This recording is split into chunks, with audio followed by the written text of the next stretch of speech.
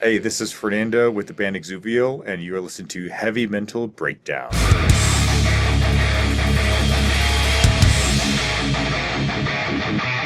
Fernando with Exuvial. Hey, if I butcher that name, I am deeply sorry. I'm practicing.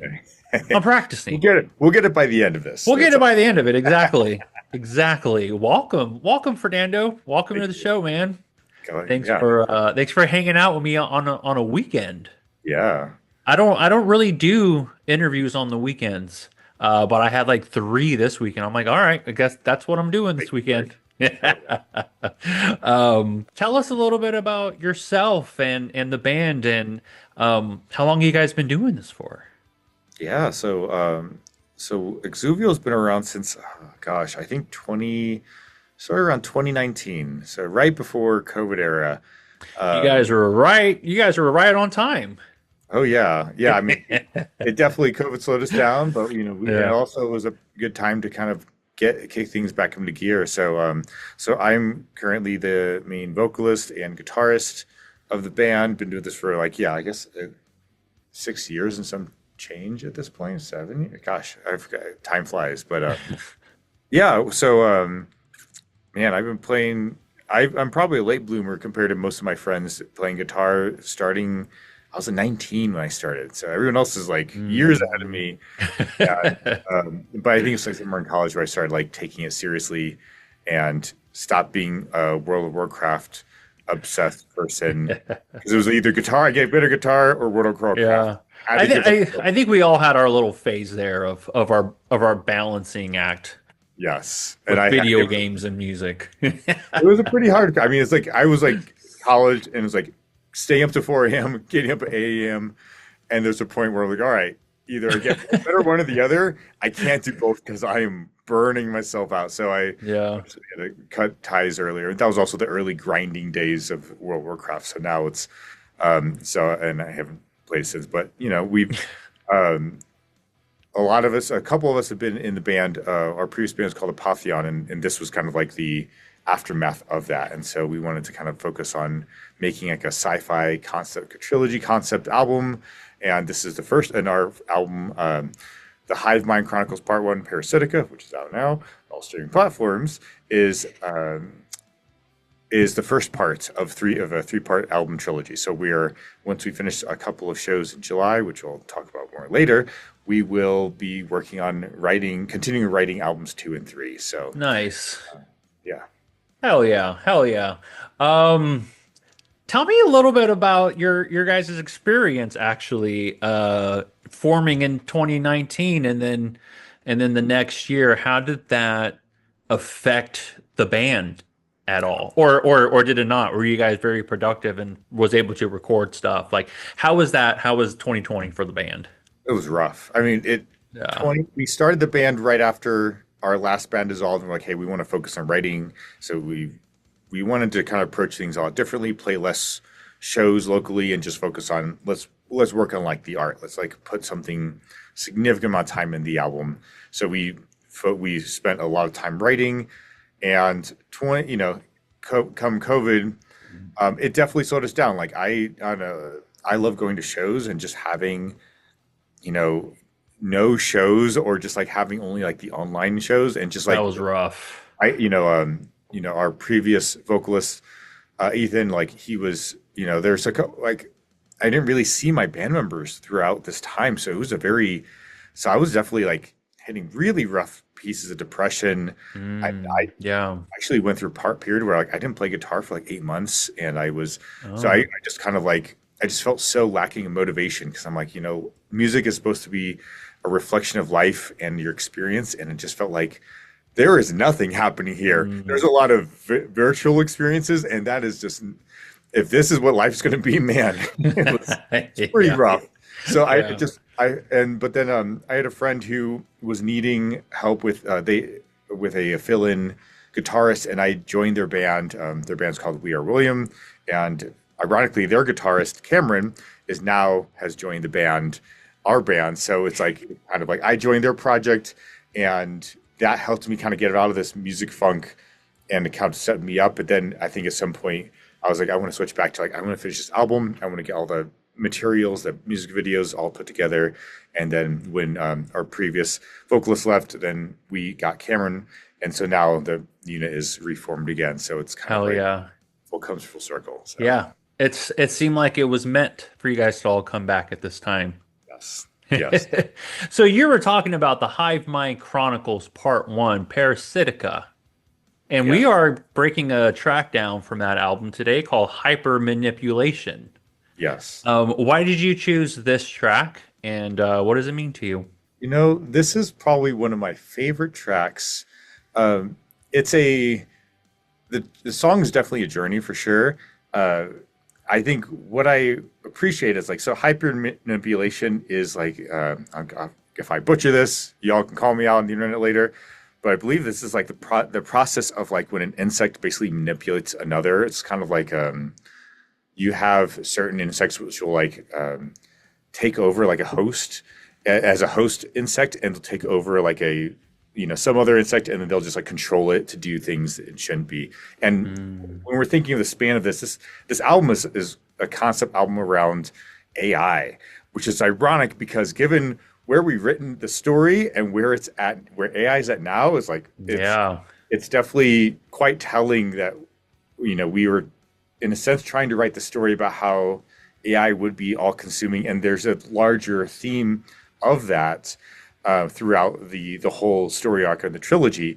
And so this track, if we're looking at the album itself, the first three tracks or four tracks, if you will, including intro, is tied to this kind of like a microcosm of the story. This AI hive mind is basically constructed on a planet. It consumes everything, and then it goes off. And then the track before this one, Hollow Metabolus, is sort of like the AI, the hive mind coming to Earth, to planet Earth, to consume this. So this thing is, we're Nice. going from lore from the Alien series, from Metroid. There's definitely stuff in like CIA mind control stuff because there's all these connections to different lore pieces here. And so this particular song is now talking about the more that this thing hasn't just arrived. Now it's talking like taking over the populace. It's controlling items, and towards the end there's this line that's repeated. It's like I glimpse myself through atramentus pains, um, and then wandering, trapped within the fog of endless dreams. And it's kind of like Mm, when you think of like your mind being controlled, you're still there, but you're kind of like a passenger inside of your own body. And that's where this theme comes up, where this hive mind is literally taking over the beings of the planet and of the planet itself and sucking its resources up. Not quite ironically, also happening right now with AI data centers. And so now we're seeing this thing doing the same thing, and then we're seeing the lens of both this hive mind thing controlling everything, but also the beings inside of being like, I have no control over my autonomy. I am now just being driven to do whatever this thing controls me. And that's probably, I think, one of the scariest things to do is to experience is to be mind controlled, to be driven to do absolutely. something that is outside of your control. And you're like, I'm seeing everything happen as a passenger, even though I'm used to being the driver. And so that is what this song is largely informed by. So that's hopefully that will, as you listen through the lyrics, and that'll probably you'll see where some of the lines and the inspiration. Okay. It feels spiritual. Yeah, hey, it's spiritual. Yeah. Yeah, Yeah, like like a if you more darker. are, yeah, if you can like be like in yourself, but on like a different in like a different plane in a different universe kind Yeah, of where it's like my whole life like I knew 9 to 5 and buying a house and blah blah blah college, and then now you're looking at it like with a whole new view of the world, and it's just like, why are we doing this? My yeah, old me used to just be like, I need a job, I need work, pay taxes, blah blah blah. But now I'm just like, I don't care. I don't care. yeah. But I could see that. That's like a very I mean, it's almost like like a detachment from right. material, and I really like. Yeah. And yeah, this is probably more of a darker side of that, where it's like detachment, but then also having to be subject to it in some way. Right. But I think there is something to be said about breaking from the veil and being able to like see reality for what it really is versus what Right. you told it should be. So Right. yeah. Interesting. Cool. I'm excited to dive into it now. All right. This is Hyper Manipulation by Exuvial. And I told Fernando before this, I said, hey, man, congratulations. You guys are the longest track officially on the breakdown. Yeah. I'm excited to get into it. I feel like it's going to take on some spiritual aspects in here and looking at it from different angles. So I'm excited to dive in. This is hyper manipulation. Let's break this track down, huh?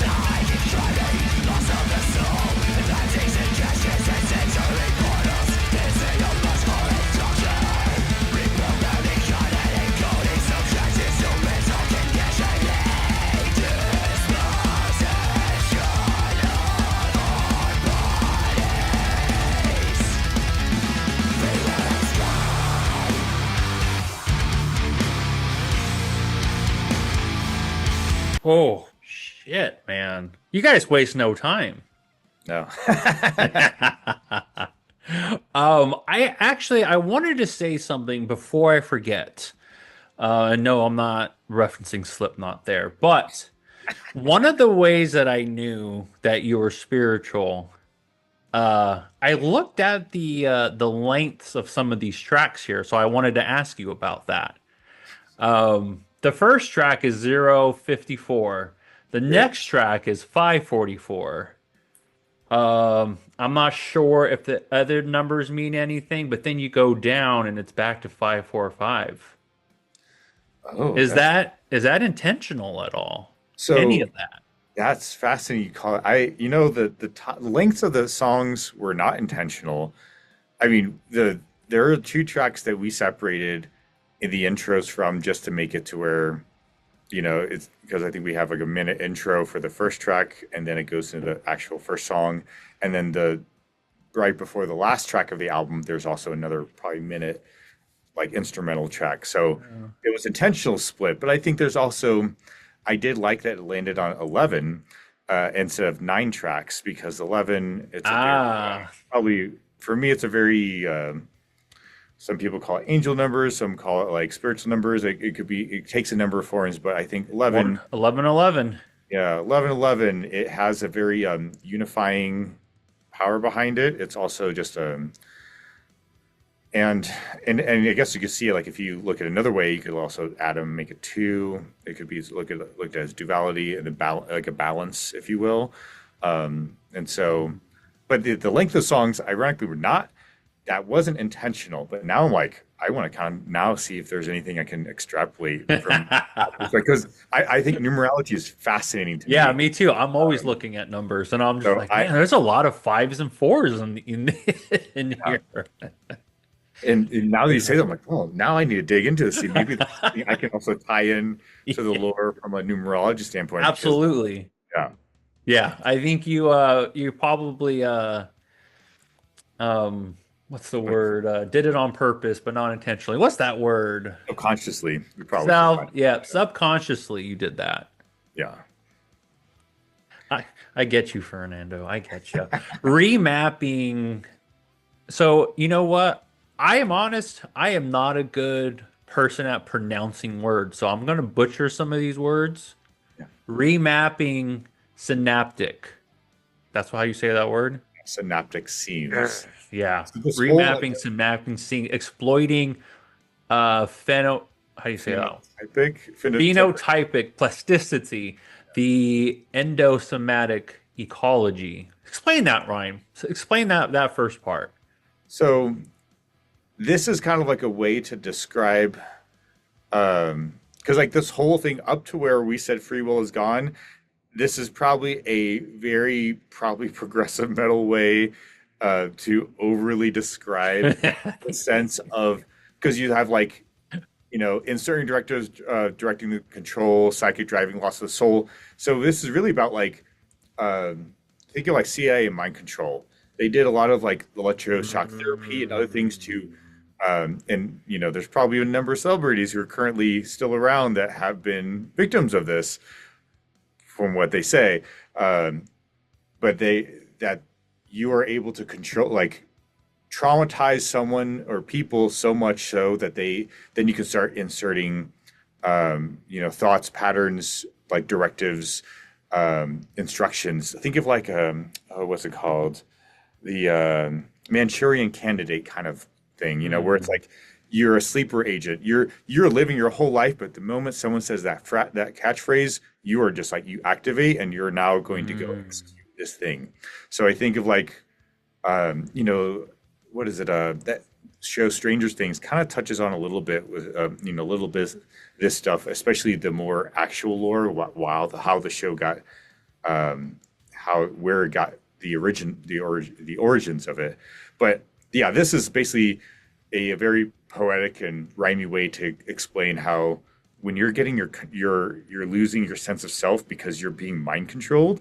This is probably an over flowery way of trying to explain that is what I would describe it, because that this whole section is about just Oh, at the interesting. core getting reprogrammed. You're no longer you're no longer the driver of your own reality. Now you're getting programmed. You're being traumatized. We're separating yourself from like your being, and then now you're just like, yeah, like the dispossession of our bodies. Like, I think of like that visual of like, imagine you as a physical form inside your head, looking as your body is doing something completely different, and you're like, I know. And I think I've heard some people describe this like, I don't know, probably certain medicines or medications where they feel that like um, disconnection from their body, but they're still doing things.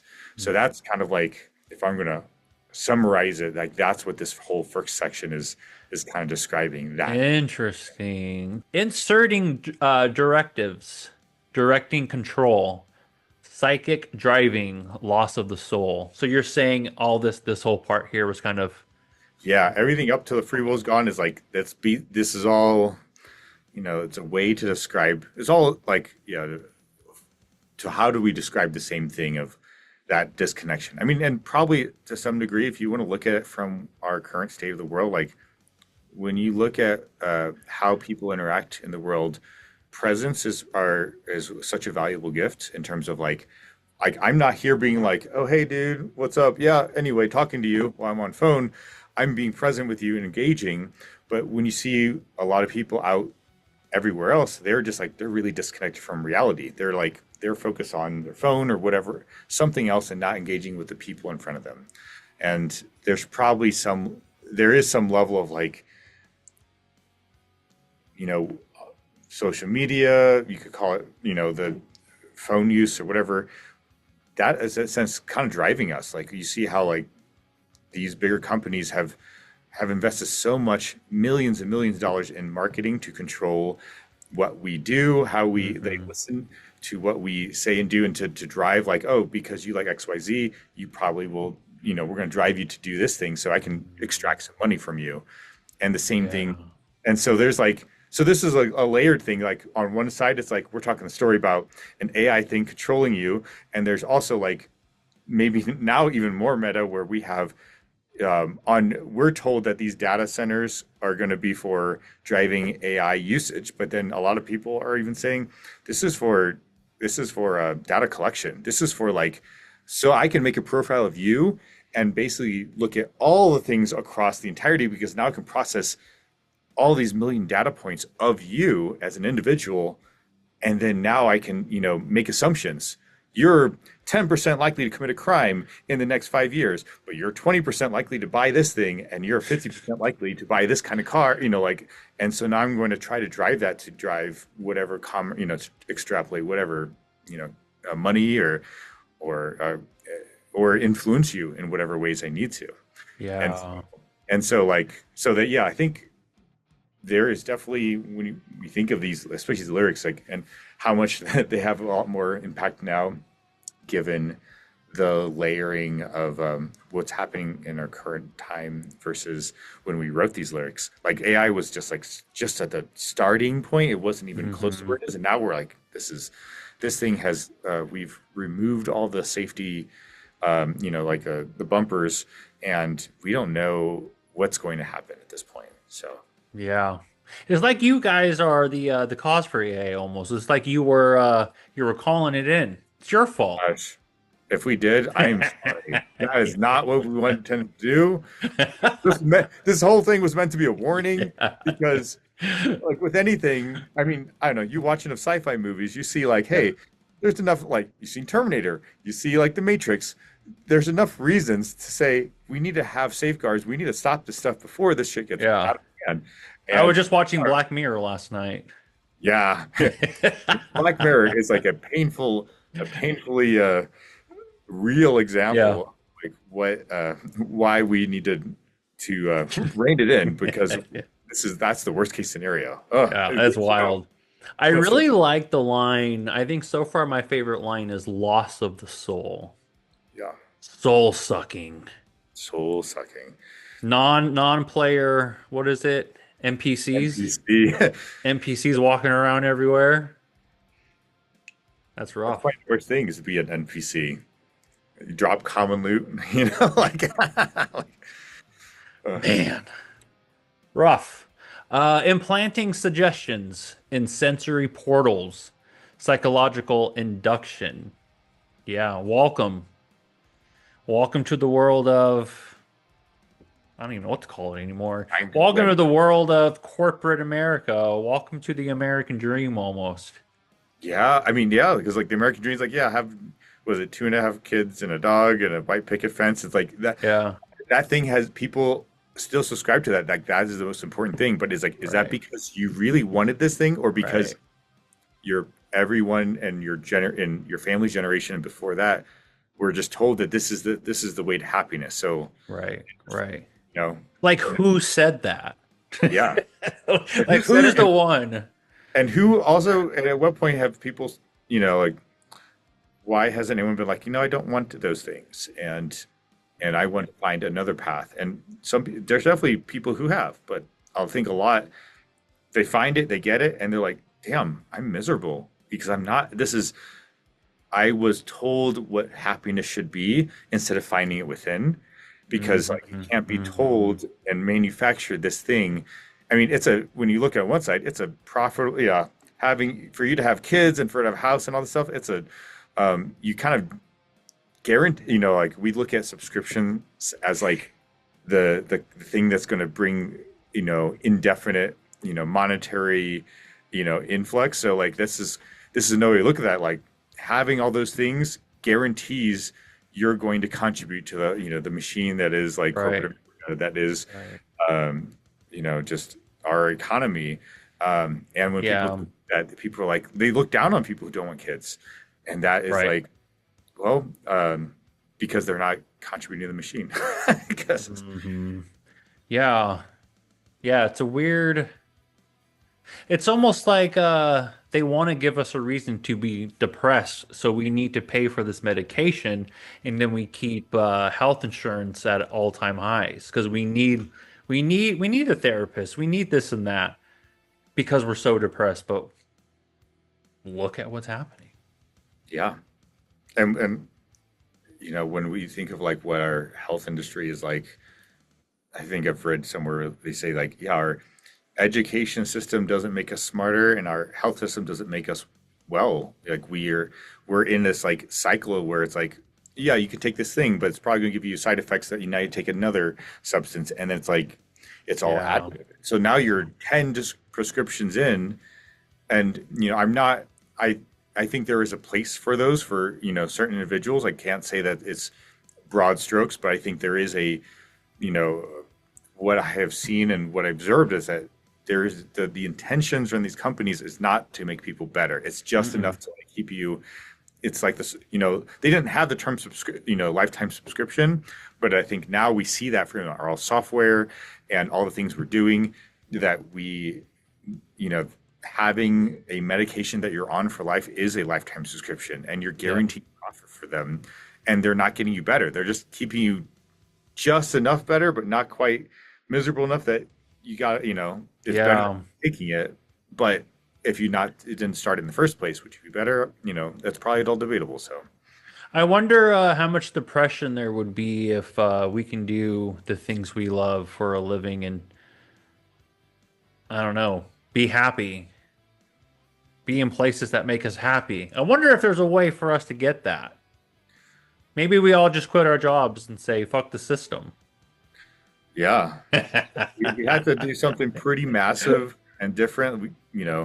Having either universal income or just removing the sense of commerce and changing it to something, something that's we're not fixated on like just buying, consuming, but rather like let's make things of high quality. Let's have things Mhm. shared because like if you have a lawnmower and you live a street of people, how often do you use your lawnmower? Once every month? What if why don't you share it with the entire street? Mhm. Like I think Yeah. we have things for Mm. other possession of ourselves, but like we could share so many resources, and instead it's like you have a lawnmower, this person has a lawnmower, and everyone on the street has a lawnmower, and it's just sitting unused. But the reality is that we we have not set up our society to be sharing of resources. It's very like resources are very self fulfilling, Yeah. and I think that in itself kind of creates a lot of the problems that we have and waste too. So It's these pills you're talking about, these lawnmowers, they're all psychological inductions to adulthood. yeah, yeah, that Reprogramming genetic coding subjected to mental conditioning. Yes. Disposition of our bodies. Free will is gone. Reprogramming us, our genetics. Did you ever hear the conspiracy that 2020 was all like we did it and they like the shots, like the COVID shots injected something weird in us so they can track oh, us? I've heard many things about it. I definitely I think the official I while it's hard to know because we don't have the absolute truth in things, Right. I have a hard time believing the official narrative of what we've been told. I Me don't too. like. I think a lot of the information we've been presented feels very. It fits a certain narrative that we Right. just kind of go with, but Yeah.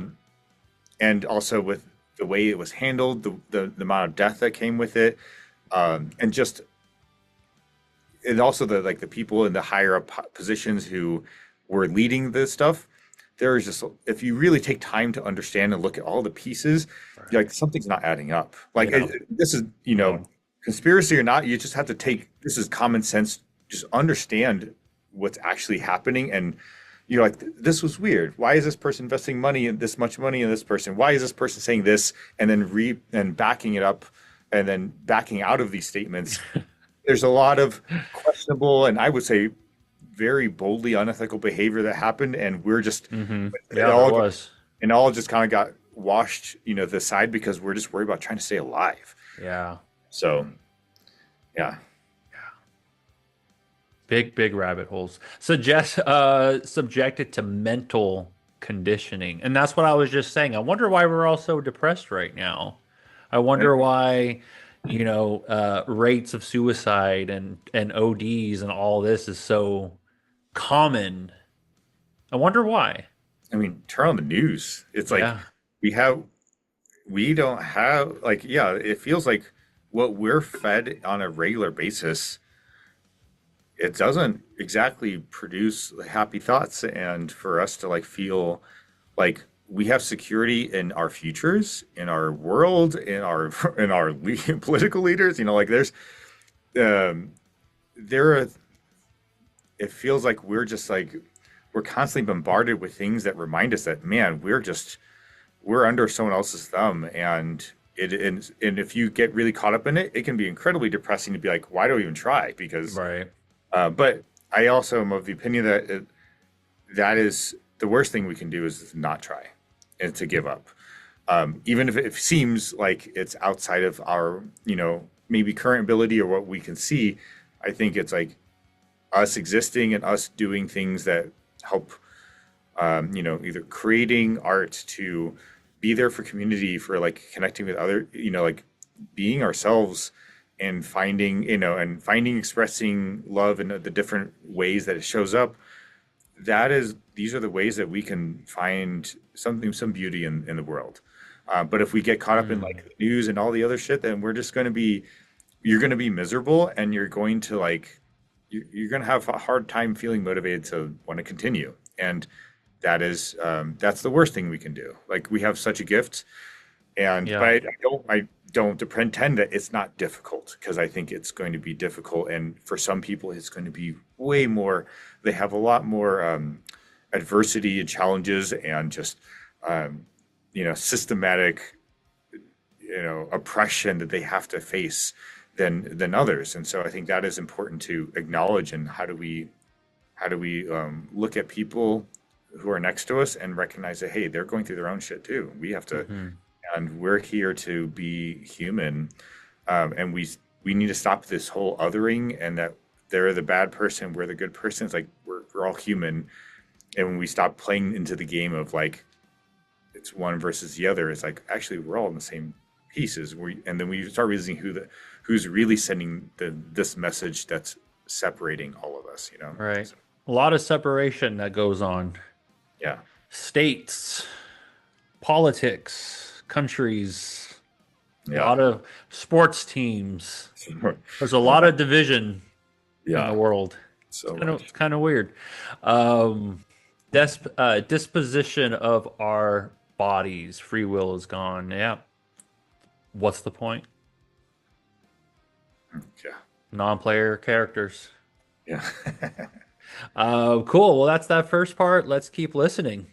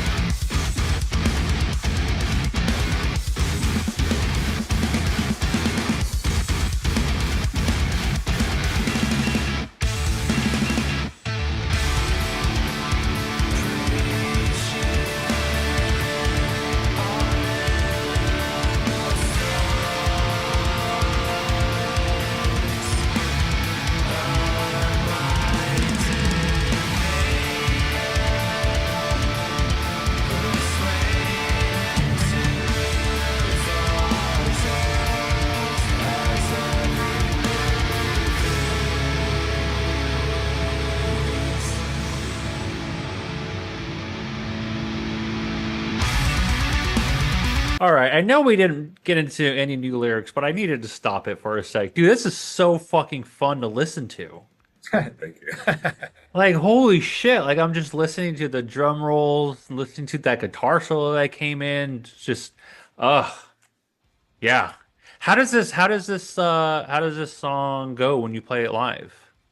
We haven't played this one live Oh, yet. you haven't. This one, I want to play this one's live. I think waiting for the right time to play it because it is a longer song. Yeah. Like, yeah, if we're playing like a longer set, if we're playing 30 minutes set, I mean, this will take up. That means we have Yeah. 20 minutes left in a set, Yeah. like the song. But this is one that I would absolutely love to play because it does have like the break in the middle. It's a journey from start to finish. It is. It feels like one. The song I think originally was called our working title was called classical shreddage, and because it has a lot of kind of like this classical kind of counterpoint throughout it, um, and elements, especially you hear it towards the end as well in the beginning, um, but um, but yeah, I think this one, and we're getting to one of my favorite part. This really fun like tapping lick that's coming up after this, and it's just like such a build, and so um, yeah, we'll get to that here in a second. Who's doing that solo? So previous guitar Ethan, he's the one who wrote that solo for this track. So Oh, okay. Shout out to Ethan. that's Ethan. That was Yeah, a sick solo. yeah. All right, let's keep listening.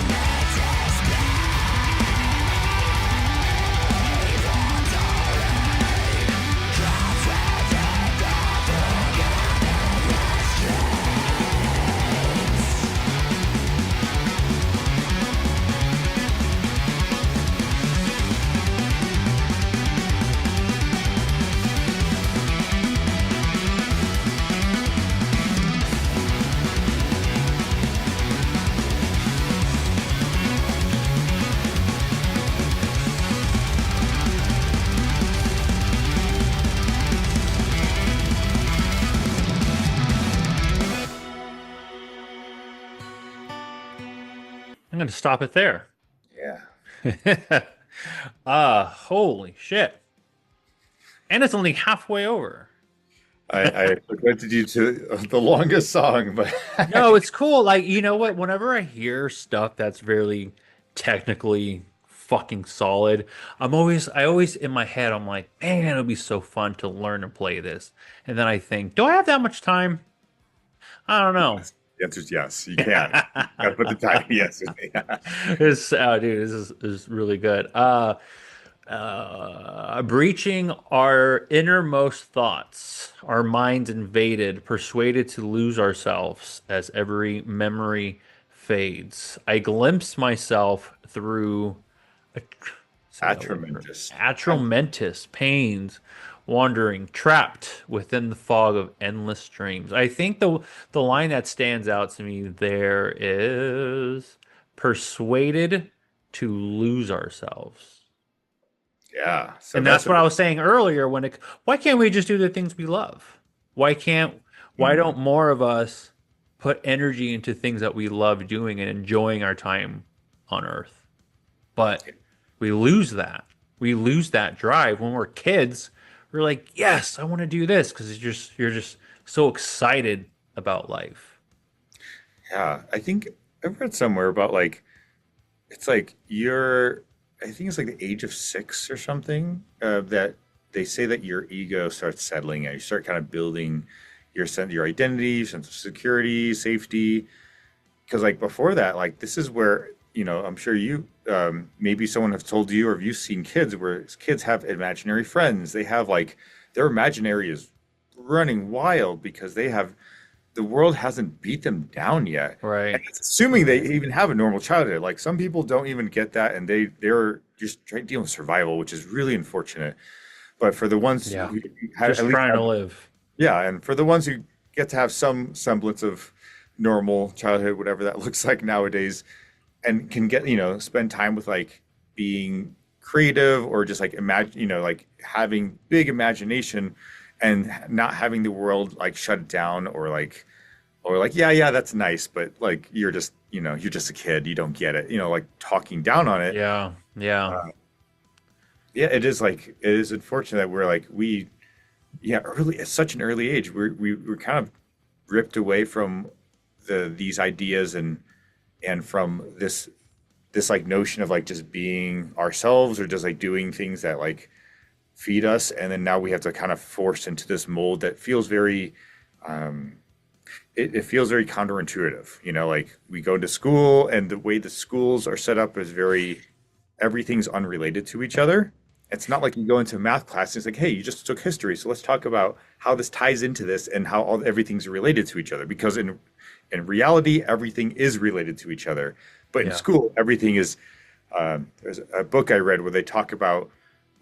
It was talking about how broken the education system is, and I wish I remember the book title. But there was a chapter called "I Teach the Unrelatedness of Everything," and that title just that sticks Mm. so powerfully in my mind because that is what our education system is. Everything is so, you know, you're in this box here for social studies. All right, now you're done. Once the bell goes on, you have to whatever we were getting into, you have to stop caring about that thing because now we're on to the next thing, and now Yeah. we're talking about mathematics. And then once that the bell done, all right, now we need to go into and it just repeats all day, and that's just I think a pretty unhelpful and non-integrated way to learn and to connect reality to what you're doing. And so I think And that, also a great way to split up families for most today. yeah, yeah, yeah. Some of the early stuff, I think I've read like early schools, they had sent like military or something to families' houses to like force children to go to school. And this is like back when the kids would be like helping on the farm and stuff. And it was, yeah, so it was like you saw how aggressive some, and we don't talk about that. That's never talked about in the history books, but there's a lot of, There's a lot of things left out of those history oh books. yeah, oh yeah. They're very, there was even a time in Colorado where there was in in the last decade while I've been here where um, there were the books used for like history were being changed where they were changing how like the relationship with like pilgrims and Indians, that they were trying basically whitewashing history, and parents were like saw this like what the hell is this is, and they caught this, and they were they spoke up and got it changed. But it's like, man, there are active attempts nowadays to start changing what's happening in history books so people Yeah, forget where we came from and what actually happened. And instead of right. making it sound like, oh, yeah, the Pilgrims, the Indians, they just got along so great and they just had Thanksgivings all the time. And we were like, it was way darker than that. Like there was, so it's just like, it's scary that, the people, they say the people who win the wars write the history books. And we're seeing this stuff happen even now. And I'm afraid to even look at what's even being taught now because I'm I worried know. we're going to probably see like, whoa, Like this makes no sense. yeah, we're skipping like Yeah. a century or centuries, and we're making these people look like the good guys when they actually just Yeah. wiped out civilizations, As soon as they can, they take our kids and then they force them away. Yeah, they force us away from our kids. They brainwashing them to whatever the school system wants them to know. Yeah, And then they come home and they're tired and have to do more homework. So it's like they get 3, 4 hours a day, yeah. And if where's their even. imagination? They're like they're not doing anything creative. There's like, it's just like constant bombardment of information that doesn't feel related. Like it'd be different if we were like, let me teach you why this is relevant to your life and how this can, how this applies to your day to day. I mean, there's probably a good reason why most schools don't even teach finance as a baseline thing. Yeah. Most people come out with like They don't crazy. want you to know about all No, they this. don't, because then Yeah. you'd stop taking out credit cards. You would have more financial, acumen about yourself. Like you'd make, The college system would probably crumble. yeah, yeah, Don't get me started, Fernando. All right. Well, let's keep listening. We still have quite a bit to go. yeah.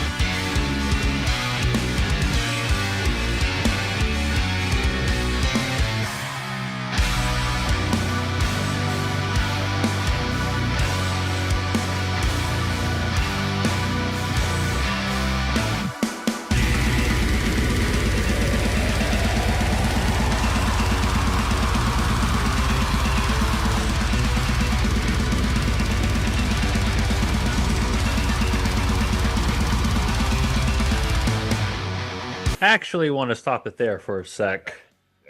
I want to talk just for a second about that. So when I was listening to that, it really took me to like a well, when you were saying that you played World of Warcraft, you like sci-fi, that's what I heard in this. It was just like I felt a world in like a video game where it's kind of like the hero kind of fighting or whatever. Like it just sounds like a cinematic like hero type song. I don't know. Does any that and I'm sure, but how much of your song like writing when it comes to music, yeah, musically is inspired by like video games and the movies that you love? I mean, I would say probably indirectly a lot, Yeah. like like a lot of the acoustic stuff. My growing up, I was a huge Diablo. I mean, I still am a Diablo fan, and Mm. I mean, I obsessed with the soundtrack for Diablo for a long time. And there's that Tristram theme song, which is like the iconic like acoustic track in there that just had such a, and I like that is a track that I absolutely love. And I think there's probably when I think of like acoustic inspirations, like it's probably that album from the Diablo one soundtrack. There's also like Opeth because they also knew how to make really Mm. interesting chord progressions and just great like acoustic pieces among other music. Um, and I think of like other when I think of like movies and stuff. Like I mean, over the years, I've gotten a lot more fascinated with like the sound design, and while that, Yeah. and I think that's something we'll probably expand on over time. But like, how I think of like the Alien movies knew how to create a sense of like tenseness. There's a movie called Annihilation. If you've not seen it, excellent sci-fi kind of horror movie, and that one also had a great soundtrack and just very the sound design just made it. They knew how to create like so much tension, and Yeah. it's interesting is in this part of the song, it's almost like it kind of builds up and then it just kind of like drops into this like ethereal atmosphere, Yeah. and so it kind of gives you like this when you think of like what's happening of like I can imagine there's being this like when you're if you're thinking of like losing a sense of self and you're having a separation of your physical your self sense of self, then it's probably also dreamy in a way because it's like is this real or is it not, is it am I like Mm. because you're probably even not sure what's real anymore because you're like I'm trying to get through this thing but I'm also like or like even Matrix, the Matrix has like Mm. you think this is reality but then you're like whoa this is not reality. This is a very forced um, injection of reality to just keep me subservient and to keep me subdued so I don't sit here and try to do something about it. And Yeah. so, and so I Yeah. think, and while that wasn't a lot of the music was written before the lyrics were, but now like I see it like in the grander picture, like yeah, it actually holds a lot more of a um it holds a bit more weight in terms of like not only the thematic um piece or like relation to the song, but also like even to like what's happening in the story. So, and this is ultimately a long song to describe what is it like to lose a sense of self and ways to describe that. But even this part of like where it's like let's get away from the intensity of everything to like oh let's make it feel good for a sec or like let's make it Yeah. but not quite like resolving. It's just kind of like there's still a little like underlying tension There is. and still a Yeah, little and the synths is what did that for me. yeah, like oh yeah, the Ebo, which is a yeah, Ethan had a great idea with adding that kind of like it adds that like extra kind of like a something to attach, a synth or a sound to attach to while everything else is happening around it. And it's like a Yeah, it's kind of holding it. Yeah, it's grounding it. Mm. All right. Well, I just wanted to chat about that. And I also wanted to give a shout out to the bass player. The bass has just been phenomenal throughout yeah, this entire track. yeah. Ibrahim, that's our bassist. Awesome, awesome bassist, human. He did a great job. Yes. And the way the song opened was really bass heavy too. Yeah. Mm. Yeah. He's great. I like the guy. Yeah. I love the guy.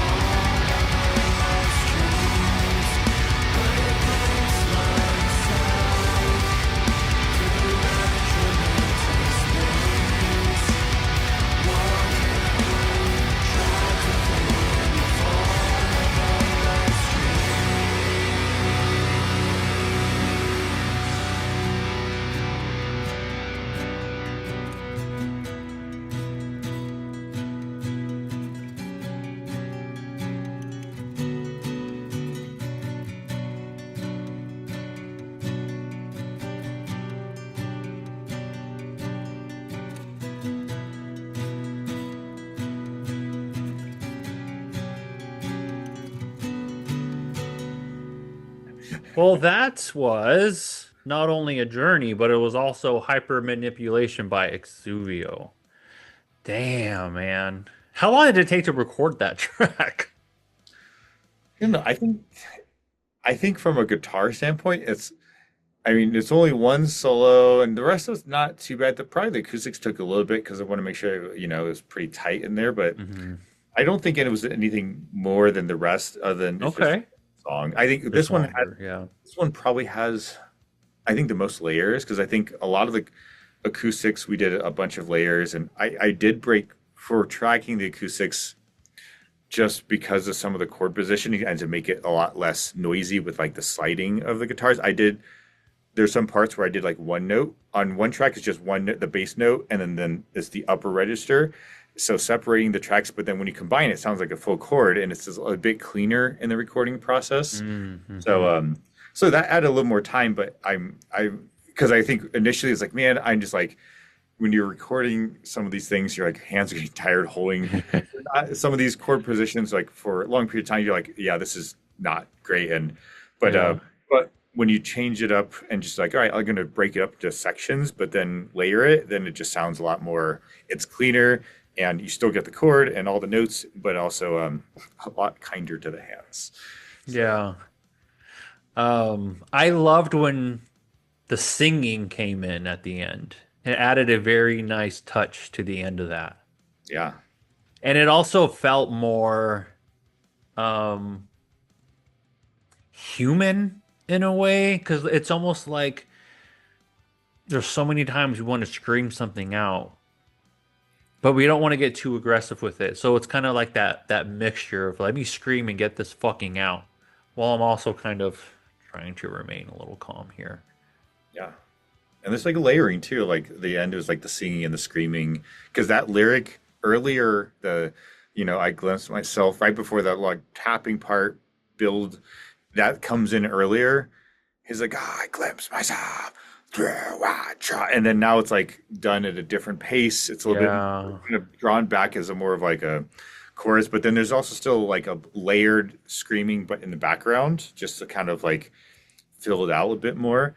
But it's also like this is um I think of like for us being a prog metal band, one of the few lyrics that we repeat, but also I think there is something to be said about the thematically that this is like I don't know. I think that the trapped within the fog of endless dreams, that very Matrix vibes. Like you're in a constant endless dream. You could, or even like what I don't know if you've seen Westworld, but like similar, where it's like they think where like everyone thinks that they're sentient, but they're not, and they're like everything's part of this dream. The dreams are a big piece of I forget what they call those figures in the show, but anyway, I love the show, and but there's a lot of that kind of like drawn into it.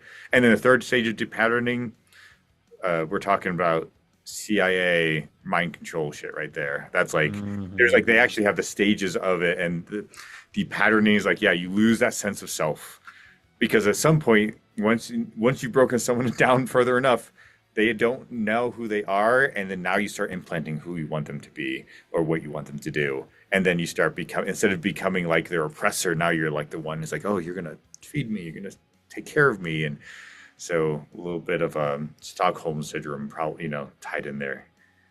Yeah. I You probably haven't heard this one yet, but there is a whole different direction that I think somebody could take this track. And it Mm. hasn't been discussed yet by you or I. And I don't even think it's come up at all in the interview, but I think a lot of this remapping synaptic seams, inserting directives, directing control, psychic driving, loss of soul, uh, psychological induction. There's just a lot of things that are said in here where it can almost be somebody going through an addiction. That's fascinating. I could see that too because it's a lot of like loss of self. You are you're kind of the reprogramming like Yeah, trapped within a addiction. fog of endless streams. You're so gone, you can't even see anything anymore. You've lost Yeah, yourself completely in and this then addiction. and even the title track, like hypermanipulation is just driving like something controlling another thing in a sense to oversimplify it. And like, Mm. I mean, addiction is the control. You like you're being controlled of the thing. Like the substance is driving you. Hmm. And And then the addiction could be anything. Addiction could be social media. yeah, it could be It could be AI.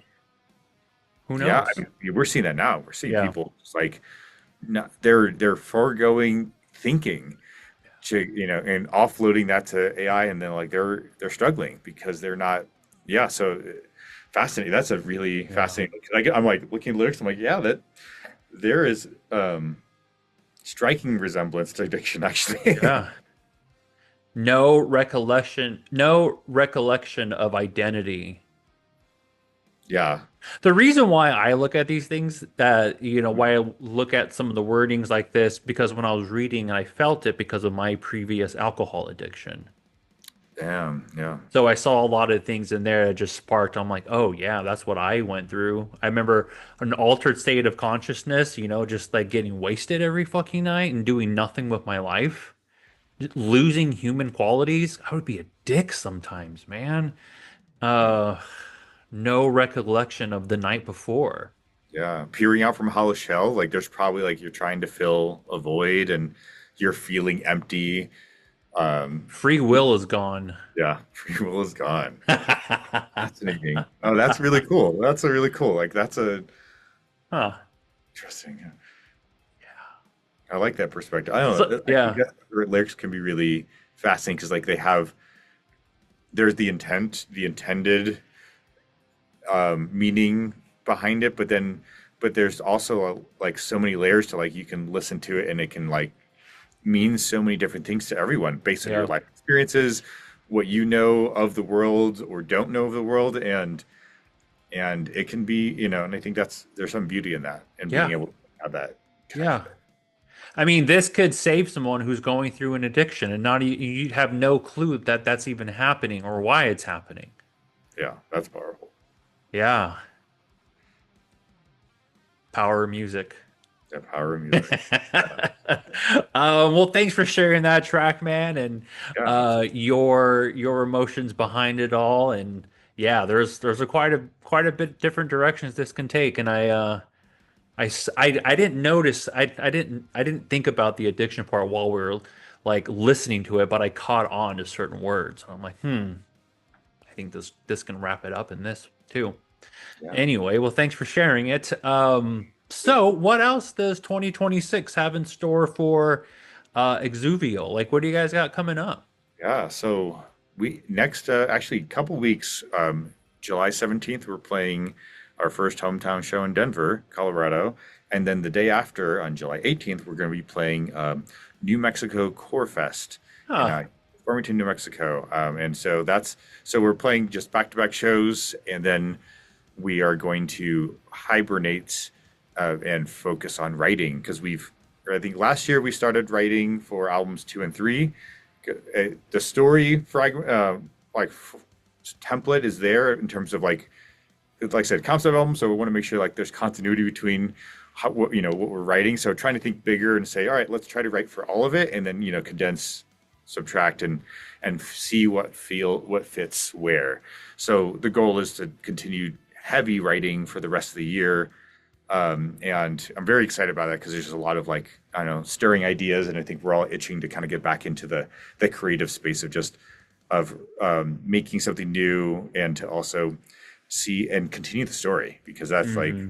I don't know when we'll wrap it up, but we have like I think like 9 ideas, like 9 songs in various forms right now, which is some are like I think a handful are like really like 80-90% done, which is exciting, and Oh maybe yeah. just a little extra like layers and things to kind of fill it out.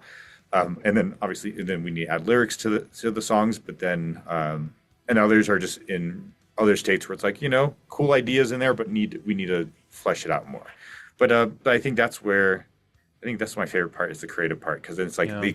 experimentation. We get to like Hmm. try things and then be able to see what do we create and then what excites us. Because once we're like, once we can feel that like excitement from hearing it, then we know, okay, we're onto something. Let's, There's no rules. yeah, These are our rules to make. yeah, exactly. Hell yeah. Hell yeah. Um, well, where can everybody find everything that you guys got coming up? If they want to keep track on shows, on some Yeah. sick merch, So tickets to show, like where's everything at? So we are most active on our Instagram. So we are under our tag is Exuvial Music.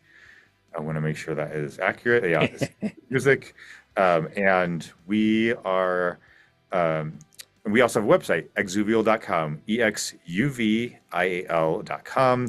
But if you like I said, we're also on Facebook, social media sites, all the streaming platforms. But Instagram, we'll usually just push stuff out. But that is our most active platform. So if you want to see, keep keep tabs on where we're at, that's the best place. And then our website as well. We're going to keep Where's that. where's the Denver show going to be at? It's going to be a place called the HQ, and we Oh, got I've been there. yeah, HQ, very cool venue, Yeah. and we have I picked a lot of the bands, and I'm very stoked on the lineup that we have. We have our friends Void Atlas headlining the show. My friend, I've heard of them. yeah, they're super sick, like progressive metalcore band. Um, and then we also have Bardo, who is super sick shredder, Martin, and this is his band's first debut, their debut show. So that Oh, they're sick. opening. And then there's a band called Black Bile. They're very like also like metalcore vibe, very sick band. And then Hated, they're like new deathcore. I think they Hmm. call themselves. Also, New someone showed me them. deathcore. Yeah, new deathcore, new like the new metal meets deathcore. And someone showed me them because I Gotcha. was looking for another band to fill the slot, and I'm like, oh my gosh, I want to play with these guys because this is like sick. So I'm glad. So Yeah. the lineup is front to back is going to be it's going to be pretty epic night. So I'm excited for that. That's cool, man. That's cool. Anything else you got? Anything else you want to share? Those are let's see. I think the other things. I'm sure we'll probably drop some more fun videos over after we get shows done, like breaking down like some gear stuff because I don't know, I love talking gear, Mm, and like what our live setup is because I program lights to our entire set. that's So I'll awesome. dig into like how we did it, and Yeah, then that'd be cool. Like some um, short reels or something. it might be long form because as much as Ah. I think short reels are the thing, I'd rather just be like, I'm going to show you in 10 minutes, 20 minutes because I'll probably go off. But I think I want to give as much content and information because I Yeah, want to there you go. talk through it. So, Yeah, I uh, wish it was different too. I don't really like the super short things, but same. yeah, you gotta. I'll commit. I'll commit to the 5-10 minute ones. Yeah. Hell yeah. That's why I know you're a movie fan. Yeah, Anyway, dude, thank you again for coming on and sharing the tracks. yeah, absolutely. And if I'm ever in Denver, Colorado, and you're Hit me playing a up. show, or just we want to grab some Voodoo Donuts in downtown, I'll let you know. Super down. Yeah. Yeah.